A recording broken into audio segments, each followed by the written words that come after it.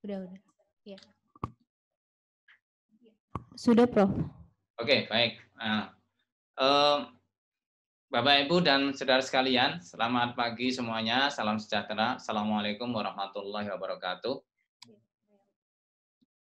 Pagi ini seperti yang diminta oleh penyelenggara pelatihan, saya ingin menyampaikan beberapa hal yang terkait dengan analisis kebijakan publik. Dan karena ini terkait dengan bagaimana kita memahami kebijakan kesehatan di Indonesia sebagai salah satu unsur kebijakan publik, tentu kita nanti akan bicarakan hal-hal yang secara teknis ada banyak kaitannya dengan kebijakan kesehatan di Indonesia. Khususnya lagi kita bicara tentang isu-isu pokok yang kita hadapi di tanah air, terutama menyangkut jaminan kesehatan nasional, juga menyangkut persoalan-persoalan kebijakan publik di bidang kesehatan yang strategis di Indonesia. Kalau tidak salah besok kemudian besok atau nanti sore ya Mbak Tri ya, masih ada juga materi yang disampaikan oleh Bapak Ibu yang lain. Izin untuk slide-nya diperbesar jadi slideshow. Ya.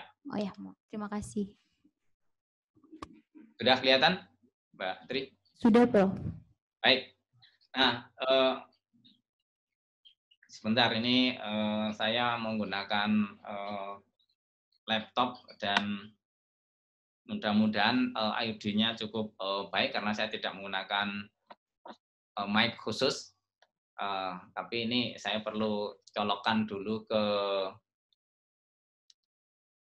saya perlu sampaikan, mungkin saya kadang-kadang harus menampakkan video, tetapi lebih sering yang penting audionya saja, supaya kemudian bisa interaksinya bisa tetap bisa kita lakukan dengan baik dan juga materinya bisa tersampaikan. Saya perlu sampaikan yang pertama adalah bahwa kesehatan ini merupakan bagian penting dari kerangka kebijakan publik. Dan nanti mungkin ada materi dari Pak Dr. Gabriel Lele. Saya sebenarnya baru kemarin mendapatkan disposisi dari Profesor Erwan Agus Purwanto, Dekan Visipol, yang diminta untuk menyampaikan materi ini. Tapi saya akan sampaikan saja 3 hal ini yang nanti tentu saja ada hal teoritis yang kita bisa kembali ke teori tentang analisis kebijakan, tapi pada intinya saya akan menyampaikan 3 topik pokok ini yang tentu relevan dengan Bapak Ibu sekalian sebagai praktisi kesehatan di berbagai posisi masing-masing. Pertama, tentang kebijakan publik yang kita bicarakan dalam hal ini di Indonesia, yang penting perlu kita perhatikan adalah tentang keinginan kita menerapkan Universal Health Coverage atau UHC sebagai salah satu tujuan pokok dari sistem penjaminan kesehatan secara nasional di Indonesia. Nah, sebagai sebuah kebijakan publik tentu saja kita lihat bahwa kita tidak sepenuhnya bisa berlakukan kebijakan ini semata-mata dari segi aspek kesehatan saja, terutama hanya soal klinisnya saja, tetapi kita juga perlu melihat kerangka kebijakan publik ini dari segi politik, dari segi administrasi, dan juga dari segi ekonominya. Nah, kita akan bicarakan bagaimana paradigma mengenai Universal Health Coverage ini dalam kaitannya dengan kebijakan kesehatan di Indonesia. Dan tentu saja kita nanti akan bisa bicarakan banyak secara detail bagaimana proses perumusan masalah di dalam kebijakan publik ini bisa kita perkaya pemahamannya, dan tentu saja kita akan bisa memahami konteks kebijakan publik ini dari segi bagaimana Indonesia ini bisa bergerak untuk membuat kebijakan kesehatan yang lebih baik.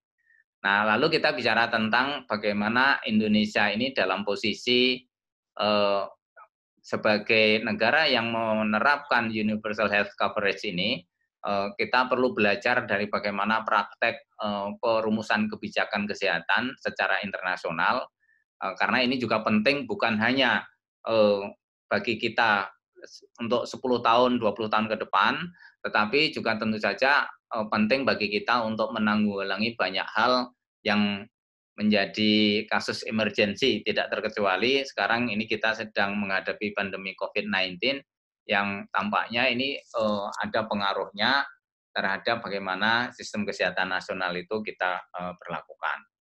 Lalu kita bisa evaluasi tentu saja jaminan kesehatan nasional sebagai kebijakan ini setelah 5 tahun ini, persoalan-persoalan yang kita hadapi, masalah-masalah yang memang bukan hanya kita akan hadapi sekarang, tetapi tentu saja akan kita hadapi 5 tahun, 10 tahun ke depan. Yang penting bagi kita adalah bagaimana kita bisa menemukan solusi bagi persoalan-persoalan ini. Kita bisa belajar secara internasional, tetapi kita juga bisa melihat konteks dari perumusan kebijakan di Indonesia, terutama di bidang kesehatan. Karena kalau kita bicara tentang kebijakan publik, tentu saja yang Bapak Ibu sekalian harus pahami dan juga nanti akan menjadi leading actor dari masing-masing merumus kebijakan adalah di bidang kesehatan.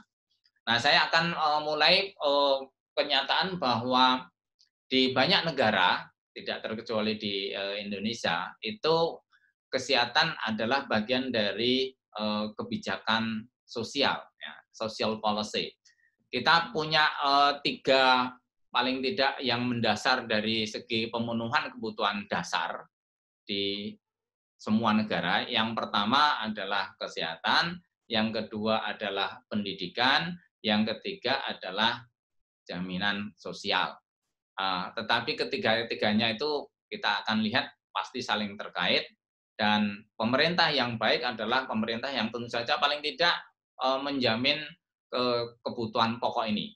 Karena siapapun, kalau orang sukses itu diukur dari kemampuan ekonomi, keberhasilan negara itu diukur dari kemampuan kita melaksanakan sistem produksi yang efektif, sistem ekonomi yang produktif dan juga efisien. Semua itu hanya bisa didapatkan apabila semua orang sehat. Dan karena itu kesehatan menjadi dasar. Baru kemudian kita bicara juga tentang pendidikan, karena juga satu sama lain saling terkait. Orang yang kalau kita bisa bandingkan dengan di negara maju, orang yang sehat karena memang kesadarannya baik dan pendidikannya baik. Nanti kita akan lihat bagaimana antara kesehatan dan pendidikan ini saling terkait, juga kebijakan sosial secara keseluruhan itu sangat tergantung kepada bagaimana kebijakan publik di bidang kesehatan itu kita bisa terapkan dengan baik. Nah, saya perlu kutip di sini misalnya saja kenyataan bahwa pemerintah itu kalau bicara tentang bagaimana mengalokasikan sumber daya di sektor kesehatan, itu biasanya yang dipilih adalah bagaimana tipe-tipe layanan kesehatan yang baik, bagaimana membiayai dan menetapkan sistem pelayanan yang lebih efektif dan efisien, dan bagaimana bekerja sama dalam sistem yang demokratis, terutama di negara, apalagi di negara seperti di Indonesia ini, yang memiliki level-level perumus kebijakan yang berbeda. Kita kenal di Indonesia ini paling tidak ada 3 tingkatan pemerintahan atau perumusan kebijakan, di tingkat pusat, di tingkat provinsi, dan di tingkat kabupaten kota. Nah, between different levels of care ini juga terjadi di antara para pejabat maupun di antara para petugas kesehatan. Nah, intinya sebenarnya adalah apa? Kalau kita bicara tentang kebijakan kesehatan, kita berharap pemerintah bersama-sama masyarakat itu bekerja sama untuk mendapatkan kualitas kesehatan yang baik. Dan kualitas kesehatan yang baik ini tidak mungkin hanya apa istilahnya, diletakkan atau difokuskan pada upaya untuk memperbaiki petugas-petugas medis atau sarana kesehatan saja tanpa partisipasi dari publik. Kita sekarang ini misalnya saja melihat bagaimana kenyataannya bahwa kalau kita ingin mengatasi pandemi ini tidak mungkin kita hanya bicara tentang kesehatan, betapa kerasnya bekerja para tenaga medis di rumah sakit, itu tidak akan ada artinya apabila masyarakat tidak melihat pentingnya disiplin atau protokol untuk kesehatan. Betapa kita kemudian sangat sulit untuk mengatasi masalah kesehatan yang akut karena lifestyle, karena gaya hidup. Karena banyak orang yang istilahnya itu memiliki gaya hidup, memperlakukan gaya hidup yang tidak sehat, sehingga rumah sakit akhirnya kemudian hanya terfokus pada hal-hal yang kuratif, tidak terfokus pada hal yang sifatnya promosi atau yang preventif. Nah ini yang sebenarnya perlu kita betul-betul pahami sehingga kebijakan kesehatan dengan demikian memiliki dimensi yang sangat kompleks. Dan karena itu terutama kalau kita bicara tentang kebijakan kesehatan masyarakat tidak mungkin kita hanya mengedepankan pada fasilitas kesehatan, sumber daya di bidang kesehatan dalam arti tenaga medis saja. Nah masalah umum sekarang yang kita lihat kalau kita persoalkan di bidang kesehatan di Indonesia adalah hal-hal seperti ini. Dan sekali lagi ini menunjukkan bahwa esensi kebijakan publik di bidang kesehatan di Indonesia ini memiliki kaitan dengan banyak sektor yang lain. Jadi misalnya saja fragmentasi pengelolaan dan manajemen keuangan yang memang belum betul-betul baik di Indonesia. Ini punya implikasi yang serius di banyak tempat. Kecilnya cakupan dan kurangnya integrasi kebijakan. Ini juga punya implikasi serius kalau kita bicara tentang nanti kita akan kupas walaupun mungkin waktunya terbatas, tidak betul-betul tuntas, tapi nanti kita akan bisa kupas bagaimana persoalan ini di Indonesia. Misalnya saja, ketika kita mulai kebijakan jaminan kesehatan nasional, yang kita hadapi dari segi manajemen pembiayaan misalnya saja, itu adalah mengintegrasikan sekian banyak ini. Ada 36,3% yang masyarakat itu tercover oleh jaminan kesehatan masyarakat. Ada sebagian yang dijamin oleh Jamkesda. Ada asuransi di masing-masing perusahaan yang berbeda-beda. Ada jam sostek. Ada yang memiliki kartu Askes PNS. Jadi masing-masing memiliki manajemen dan sistem yang berbeda-beda dengan sistem keanggotaan yang juga berbeda. Nah, kalau kita ingin membenahi ini semua, integrasi di antara sistem ini menjadi hal yang paling rumit yang harus kita bisa lakukan. Nah, ini sekedar contoh bagaimana misalnya saja posisi kita sebelum kita memberlakukan sistem jaminan kesehatan nasional sebagai kebijakan publik yang penting di Indonesia. Nah, lalu kalau kita bicara tentang model apa yang kita pakai, itu kita juga tidak bisa kemudian mengadopsi begitu saja sistem yang mungkin berlaku dengan sangat baik di negara lain atau kebijakan publik yang mungkin konteksnya juga berbeda-beda masing-masing setiap negara. Saya ambil contoh misalnya saja kalau kita bicara tentang model pembiayaan kesehatan, itu kan ada di Eropa dan kebanyakan negara-negara yang relatif lebih maju, Eropa Barat terutama, itu ada dua sistem yang berbeda. Beverage dengan sistem Bismarck. Yang beverage ini sistemnya bahwa penyediaan pelayanan kesehatan itu disediakan oleh fasilitas kesehatan, dibiayai pemerintah, dikelola oleh pemerintah. Contohnya ini ada beberapa negara, Inggris, Spanyol, negara-negara Skandinavia, belakangan kita lihat juga New Zealand dan diterapkan di Hong Kong. Tapi ada negara Eropa Barat yang menerapkan sistem Bismarck, di mana pelayanan kesehatan itu disediakan oleh swasta, pembiayaannya oleh perusahaan, lalu kemudian pemerintah tidak memiliki peran sebesar kalau di dalam sistem beverage. Nah, di luar itu yang ketiga ini adalah sistem asuransi kesehatan nasional yang mengedepankan yang penting mereka berpendapat yang penting adalah bahwa setiap pembiayaan kesehatan ditanggung oleh asuransi. Yang penting adalah kemudian asuransi itu perlu diadakan. Jadi negara seperti Kanada, Taiwan, Amerika Serikat itu termasuk negara yang percaya bahwa asuransi kesehatan swasta itu lebih bermutu, lebih baik dan bisa memelihara kesehatan semua orang. Nah, Indonesia ada di mana? Tentu saja kita bisa bicarakan bagaimana keinginan kita untuk menilai dari apa yang dipraktekkan di banyak negara itu. Tetapi saya kira kita tidak menginginkan lagi sistem pembiayaan kesehatan yang menggunakan pembayaran mandiri istilahnya. Istilahnya adalah bahwa orang kalau menggunakan layanan kesehatan itu yang bisa bayar dengan out of pocket istilahnya OOP itu yang menjadi landasan bagi negara-negara yang relatif terbelakang, biasanya negara di Afrika, di India, di Cina sekarang tidak lagi seperti itu, terutama mulai tahun 90-an, tetapi dulu seperti itu, negara-negara Amerika Latin juga seperti itu.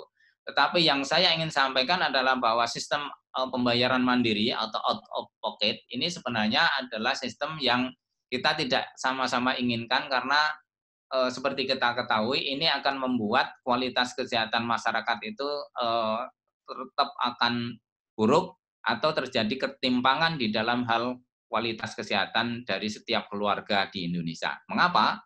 Karena seperti kita ketahui, sistem out of pocket ini akan memaksa semua orang untuk menanggung sendiri biaya kesehatannya, sedangkan kita sama-sama tahu bahwa kalau menanggung sendiri banyak hal yang kemudian kita bisa lihat di mana yang terutama adalah apa orang bisa menjadi suatu keluarga bisa menjadi miskin mendadak karena adanya penyakit kronis dari salah seorang anggota keluarganya. Kita bisa bayangkan misalnya saja kalau ada keluarga miskin di Indonesia tidak ada jaminan seorang tukang becak punya 3 anak lalu kemudian 3 kepala rumah tangganya adalah hanya penarik becak, mungkin istrinya juga bekerja di rumah, tidak bekerja dengan baik secara serabutan. Bisa dibayangkan kalau andai kata suatu ketika kepala rumah tangga, bapaknya ini yang biasanya bekerja sebagai tukang becak, tiba-tiba terkena stroke dan tidak bisa membiayai pemulihan kesehatannya. Nah, sudah pasti habis biaya untuk kemudian menangani stroke itu akan habis, semua asetnya akan harus dijual, maka kemudian pasti anak-anaknya juga akan terbengkalai karena harus menanggung sakit yang kronis dari salah satu anggota keluarga. Nah, ini sistem out of pocket yang tentu saja kita tidak inginkan sama-sama.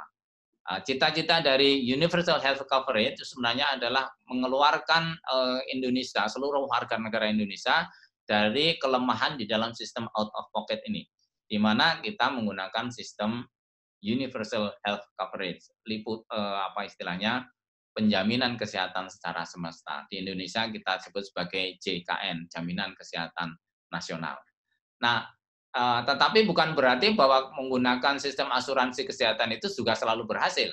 Nanti kita akan lihat misalnya saja, saya ambil contoh misalnya saja, kalau kita bandingkan dengan misalnya saja negara tertentu ini, saya ambil contoh ini, pengalaman internasional seperti Amerika Serikat. Amerika Serikat itu sudah mengalokasikan sekitar 17,9% dari produk domestik bruto mereka untuk kesehatan, tetapi ternyata ada 15% lebih penduduk yang tidak terlindungi asuransi. Artinya apa? Dari segi pembiayaan kesehatan, negara sekaliber Amerika Serikat yang ekonominya sangat kuat, itu ternyata cukup banyak masyarakatnya yang tidak terlindungi oleh asuransi. Karena apa? Mereka juga masuk keluarga miskin. Nah, belakangan kemudian karena kenyataan itu ada keinginan untuk meniru sistem yang sudah jalan di Amerika di Eropa Barat dengan sistem yang mereka sebut terutama pada masa Presiden Obama itu menjadi Obamacare. Tetapi di bawah Donald Trump tampaknya Obamacare tidak dijalankan dengan baik. Akhirnya Amerika Serikat sekarang ini masih tetap mendua, kembali ke sistem asuransi swasta, di mana ya orang kalau ingin mendapatkan layanan kesehatan yang baik harus memiliki asuransi dan itu membayar premi sendiri. Nah, bisa dibayangkan di sini, coba negara yang adidaya, yang memiliki pendapatan besar, dan 17,9% PDB itu untuk sektor kesehatan, tetapi cukup banyak masyarakatnya yang tidak memiliki kualitas kesehatan yang baik. Nah, jadi kalau kita lihat pengalaman-pengalaman internasional ini, negara-negara Eropa Barat, kemudian yang baru belakangan kita lihat BRIC, Brazil, Rusia, India, Cina, yang sedang bergerak ke arah universal health coverage. Di Asia kita lihat Kyrgyzstan, Malaysia, Thailand berhasil menerapkan universal health coverage selama 2 dasawarsa dan relatif berhasil. Ada beberapa negara yang saya kira bergerak ke arah universal health coverage, tapi kita juga harus lihat, nanti kita bisa diskusikan lebih panjang lebar tentang bagaimana universal health coverage ini tidak selalu juga berhasil apabila kita tidak antisipatif terhadap kelemahan-kelemahan kebijakan yang ada. Nah, tetapi kesepakatan dari pemerintah Indonesia, terutama sejak tahun 2014, tampaknya adalah kita tidak akan mengadopsi sistem seperti di Amerika Serikat, di mana terlalu banyak risiko itu kita gantungkan kepada asuransi swasta. Kita ingin menggunakan sistem yang mirip seperti Eropa Barat, yang universal health coverage, walaupun kita perlu betul-betul belajar karena negara-negara Eropa Barat itu sudah mengadopsi sistem seperti itu sejak Perang Dunia Kedua malahan. Nah, ya sudah cukup lama, 50 tahun terakhir lebih. Nah, Indonesia baru kita terapkan mulai tahun 2014 dan kita perlu belajar cepat kalau kita tidak ingin mengulang kegagalan-kegagalan yang ada di masing-masing negara ini. Nah, baik, saya akan kembali kepada yang tadi awal saya akan tunjukkan, yaitu terkait dengan kebutuhan kita untuk menghilangkan atau mengurangi ketergantungan kita kepada sistem OOP atau out of pocket. Intinya adalah pemerintah perlu betul-betul belajar membuat pool fund atau dana yang terkumpul di satu ya istilahnya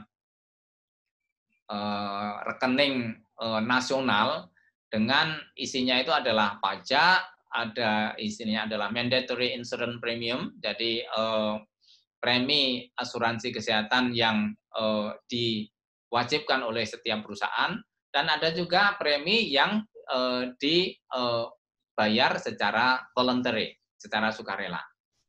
Nah, intinya out of pocket payment sebagai sistem pembayaran di banyak negara berkembang itu kita akan hentikan, kita akan kurangi sedapat mungkin, karena seperti kita lihat kelemahan di dalam out of pocket system itu adalah bahwa kita tidak akan bisa memperbaiki sistem kesehatan masyarakat secara menyeluruh. Nah, bagaimana kemudian kalau kita perbandingkan antara sistem kesehatan di Indonesia terkait dengan semangat kita untuk mewujudkan universal health coverage. Kita lihat bahwa Indonesia ini sebenarnya sudah masuk kategori berpendapatan menengah ke atas, artinya ya paling tidak kita bisa lihat kategori negara kita adalah lower middle income. Jadi berpendapatan menengah walaupun sebenarnya di kategori paruh menengah ke bawah. Dengan GDP sebesar 4.700, kita sudah tentu saja posisinya lebih baik bandingkan dengan negara-negara di ASEAN, misalnya saja terutama negara-negara Indochina seperti Kamboja, Vietnam, apalagi India.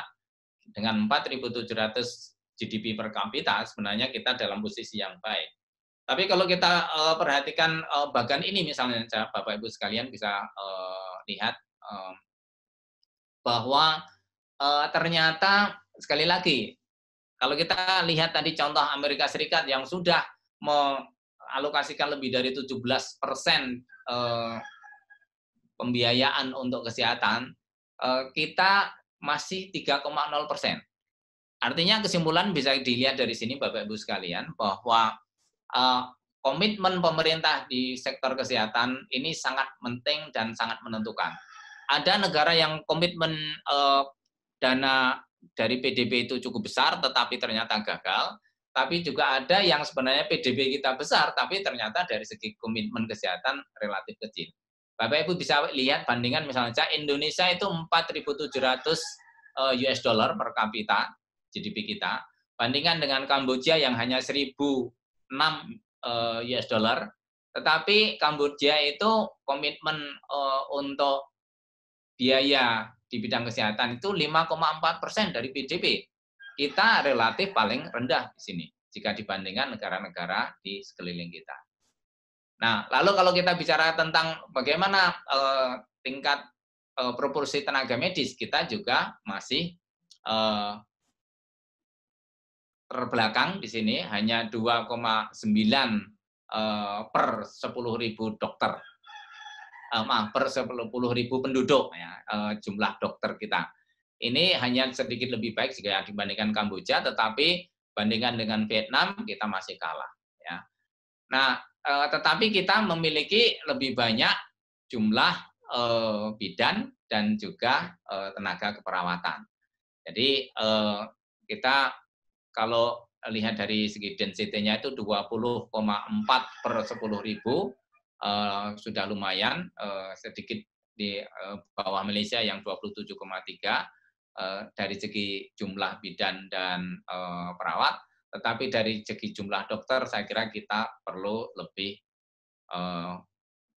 banyak menambah sumber daya di bidang medis, sehingga pemerintah saya kira antara lain kebijakan ini antara lain dilihat dengan membuka banyak fakultas kedokteran di berbagai macam perguruan tinggi.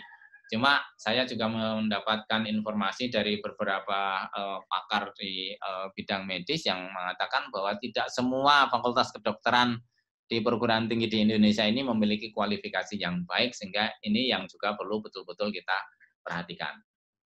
Nah, dari sini kita bisa melihat bahwa komitmen di sektor kesehatan itu tidak tergantung sekali lagi pada besarnya GDP. Dan kita bisa perlu belajar jika dibandingkan dengan negara ASEAN atau jika apalagi di negara maju. Yang lain yang juga saya perlu perhatikan adalah bahwa di Indonesia ini begitu banyak pekerja di sektor informal yang praktis sebenarnya tidak terjamin oleh sistem asuransi kesehatan yang ada.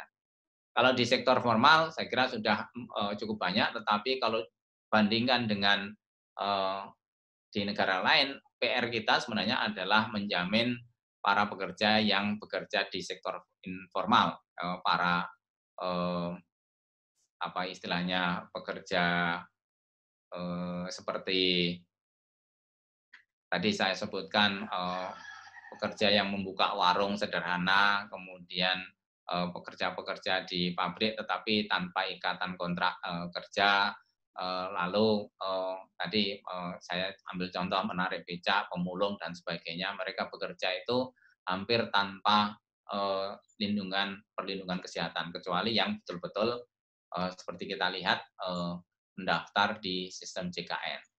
Nah, jadi tujuan kita sekali lagi adalah mengurangi sistem OOP, out of pocket, yang sejak tahun 90-an itu memang kemudian terus bisa kita kurangi, yang warna biru ini.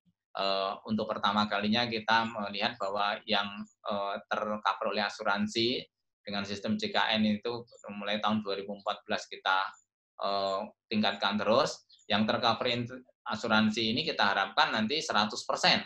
Nah, kalau cita-cita dari tahun 2014 sampai 2019 kemarin 100%. Kalau dulu prediksinya 257,5 juta peserta semua penduduk. Tapi kita masih lihat sekarang ini bisa evaluasi apakah betul keinginan untuk universal health coverage itu pada tahun 2019 di mana semua tercover tampaknya memang belum tercapai. Nah, ini sekedar perangkat kebijakan yang kita perlu dan Bapak Ibu saya yakin sudah lihat semuanya. Ini adalah sistem gugus tugas yang kita gunakan setelah kita memiliki BPJS sejak tahun 2014. Ini adalah skema iuran yang kita kenal untuk sistem jaminan kesehatan, mulai dari yang dulu PBI itu menggunakan skala paling rendah adalah 19.225 preminya iuran per bulannya yang kemudian ini dijamin oleh pemerintah. Kita bisa melihat bagaimana yang kita terapkan ini kita bandingkan Mohon dengan maaf, ya. waktunya sisa 2 menit. Oke. Tinggal 2 menit. Wah, ini mohon maaf saya akan bergerak lebih cepat ke dalam masalah-masalah yang kita hadapi sekarang ini. Pertama kali kalau kita bicara tentang sistem kebijakan kesehatan, kita sekarang ini pemerintah mengalami dilema karena BPJS Kesehatan ternyata senantiasa mengalami defisit dan pemerintah maju mundur istilahnya. Dulu ingin menaikkan preminya tapi kemudian dibatalkan. Lalu terakhir kita Perpres nomor 64 tahun 2020 itu kita naik tetapi untuk kelas 2 dan 3. Apakah ini kemudian bisa diterima masyarakat dan tidak lagi dianulir oleh MK? Ini yang menjadi persoalan. Tetapi kalau kita bicara tentang apa yang menjadi penyebab defisit BPJS, tampaknya masalahnya tidak sesederhana yang kita bayangkan. Karena persoalan kita bisa lihat dari bagan ini misalnya saja, bahwa masalah penyebab defisit BPJS itu ternyata bukan hanya karena kita kurang preminya, tetapi ada kompleksitas dalam hal manajemen di BPJS sendiri. Ada persoalan yang saya bisa tunjukkan paling tidak 6 klaster masalah di sini. Kalau kita bisa mengurangi potensi kerugian BPJS yang 47,6 triliun, defisit BPJS yang 15,5 triliun, dengan mengatasi potensi kerugian yang sebenarnya lebih besar, itu sebenarnya kita tidak perlu menaikkan iuran. Tetapi tentu saja masalahnya memang tidak gampang karena ada 6 banyak persoalan ini. Masalahnya itu ada di rumah sakit dan klinik, ada di dalam manajemen BPJS Kesehatan sendiri, ada persoalan di pemerintah daerah, Kementerian Kesehatan juga belum berhasil membuat PNPK, Pedoman Nasional Pelayanan Kedokteran. Banyak perusahaan yang belum mendaftar di BPJS dan ada yang mendaftar itu memanipulasi data upahnya. Ini juga menjadi persoalan. Lalu kita kemudian bisa melihat adanya kecenderungan peserta mandiri yang ternyata memanipulasi data. 30 juta orang itu dikategorikan miskin dan kita belum verifikasi. Ada 47% peserta yang berhenti membayar iuran setelah mendapatkan layanan kesehatan. Artinya apa? Ini persoalan-persoalan yang mestinya kita pecahkan. Tidak hanya sekedar kalau kita ingin menyelesaikan BPJS supaya tidak defisit, langsung kemudian dinaikkan. Karena persoalan ini kalau tidak kita pecahkan, itu akan menjadi agenda masalah yang terus akan berlanjut 10 tahun ke depan, mungkin lebih. Ya.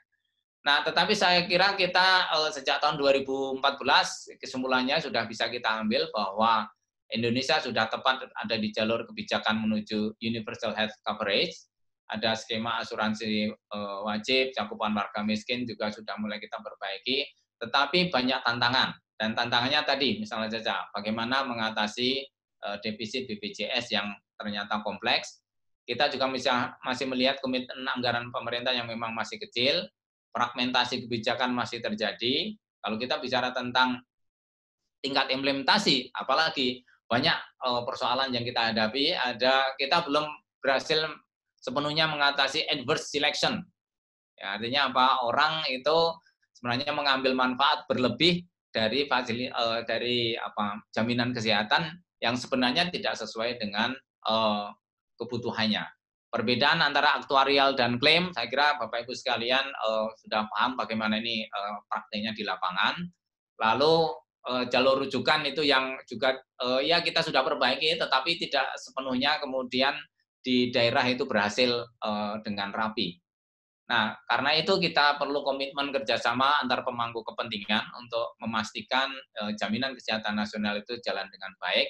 kita perlu kerjasama yang baik antara perumus kebijakan di tingkat pusat, pakar ekonomi, keuangan publik, dokter, para medis, TIK, saya kira ini juga penting, dan juga bantuan masyarakat Indonesia supaya kesadaran tentang kesehatan ini meningkat dengan tajam. Kita perlu fokuskan pada promosi dan prevensi sebagai paradigma baru di dalam kesehatan di Indonesia. Indonesia membutuhkan koreksi sistematis atas kesalahan kebijakan, tapi ini yang penting sebenarnya adalah perlu kita bekerja sama antar perumus kebijakan pemangku kepentingan di Indonesia. Saya kira ini yang secara umum saya ingin sampaikan. Waktunya ternyata sudah habis, sudah saatnya untuk barangkali ada dialog. Saya ingin dengar komentar dari Bapak Ibu sekalian supaya kita kemudian bisa mengambil pelajaran dan mengambil hal-hal penting dari kebutuhan koreksi kebijakan publik terkait dengan kesehatan selama ini. Terima kasih. Waktu saya kembalikan kepada Putri. Assalamualaikum warahmatullahi wabarakatuh. Waalaikumsalam. Ya, baik. Terima kasih Prof. Kum. Tadi Prof. Kum sudah menyampaikan beberapa slide mengenai kasus dari JKN. Namun di sini sebelum saya memberikan kesempatan kepada Bapak Ibu sekalian untuk bertanya, saya terlebih dahulu ingin bertanya kepada Prof. Kum. Ini mengenai dasar dari analisis kebijakan itu sendiri, Prof. Jadi untuk di analisis kebijakan sendiri, ini Prof, kebetulan peserta kita yang mengikuti rata-rata adalah dari bidang kesehatan yang mungkin masih awam terhadap bagaimana menyusun analisis kebijakan. Untuk pada mulanya Prof, ketika kita ingin memulai analisis kebijakan, biasanya apa saja yang perlu terlebih dahulu disiapkan? Apakah perlu melakukan penelitian terlebih dahulu sebelum menyusun analisis kebijakan? Karena sepemahaman saya juga di analisis kebijakan ini kita perlu mengetahui adanya suatu masalah seperti kasus yang JKN ini ada suatu masalah yang dapat dijadikan yang dapat disusun untuk dokumen analisis kebijakan. Nah, lalu apakah penelitian juga perlu dilakukan sebelum menyusun analisis kebijakan atau dapat langsung menyusun analisis kebijakan sebelum tanpa perlu melaksanakan penelitian kebijakan? Bagaimana, Prof? Ya, kalau kembali ke standar analisis kebijakan publik, pada intinya misalnya saja Profesor William Dunn itu mengatakan bahwa analisis kebijakan itu pada intinya selalu dimulai dari pertama proses perumusan kebijakan dengan memahami istilahnya struktur masalahnya. Jadi problem structuring atau melihat struktur persoalan ini adalah awal dari analisis kebijakan. Nah, dan ini perlu dipahami karena kalau teman-teman di medis saya kira sudah tahu punya banyak datanya, tetapi menghubungkan antara data yang sudah kita miliki, evidence yang kita miliki, yang sekarang ada dengan potensi persoalan di masa yang akan datang, itu juga penting kita lakukan. Jadi yang di tahap awal biasanya adalah perumusan kebijakan atau problem structuring. Tahapan yang kedua adalah tadi saya katakan bahwa kebijakan yang baik adalah kebijakan yang bisa mengantisipasi kemungkinan persoalan kebijakan di masa yang akan datang. Sehingga apa? Tahapan yang kedua adalah apa yang disebut dengan forecasting. Tadi mungkin saya tidak sempat menyampaikan slide-nya, tapi forecasting ini maksudnya adalah memperkirakan apa yang akan terjadi seandainya kita melakukan sesuatu dengan apa yang terjadi jika kita melakukan sesuatu. Nah, sehingga biasanya forecasting ini isinya adalah melihat fakta-fakta tentang rumusan masalah kebijakan yang sekarang ada. Jadi misalnya saja, kalau saya kembali ke misalnya saja persoalan ini, kita misalnya saja rumusan masalahnya kita ambil salah satu, misalnya saja soal jaminan kesehatan yang kita fokuskan pada misalnya saja masalah di pekerja swasta yang formal, misalnya saja yang warna biru muda yang ada 2 barnya ini. Nah, kita tentu saja perlu data mengenai pekerja swasta di sektor formal itu dari mana saja, berapa perusahaan. Kalau kita ingin lihat ada yang 17.000 sekian perusahaan swasta yang sudah menjadi partisipan dari BPJS Kesehatan, terdaftar di BPJS Kesehatan, apa persoalannya? Mengapa kemudian kita ternyata masih melihat bahwa ada perbedaan antara klaim misalnya saja dengan yang betul-betul seharusnya itu dijamin oleh BPJS misalnya saja. Nah ini perlu forecasting sekarang seperti apa masalahnya, ke depan seperti apa. Dan kita bisa menggunakan model-model statistika sederhana, model-model analisis regresi, dan juga model yang lebih kompleks. Sekarang ini kita bisa manfaatkan big data misalnya saja untuk menganalisis apa yang akan terjadi di masa yang akan datang, pendapat dari perusahaan masing-masing terkait dengan premi iuran kesehatan melalui JKN misalnya saja, itu adalah tahapan kedua yang kita perlu lihat, jadi forecasting.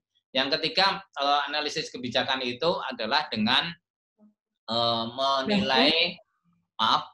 Ya, mohon maaf, apakah ingin menampilkan PPT mengenai analisis kebijakan?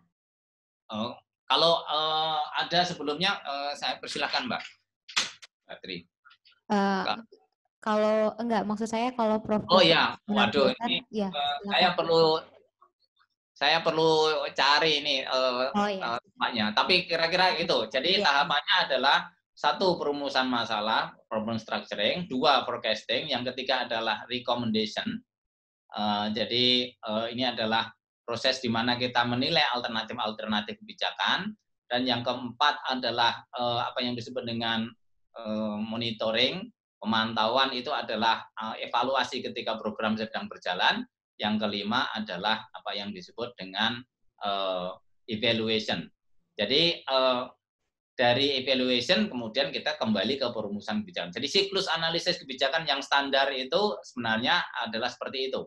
Nah, ini mohon maaf saya belum sempat membuka filenya tentang siklus analisis kebijakan, tetapi dari siklus 5 hal tadi, perumusan masalah, forecasting, recommendation, monitoring, evaluation, kembali lagi ke perumusan masalah, ini saya kira ini yang standar kita pahami dari analisis kebijakan.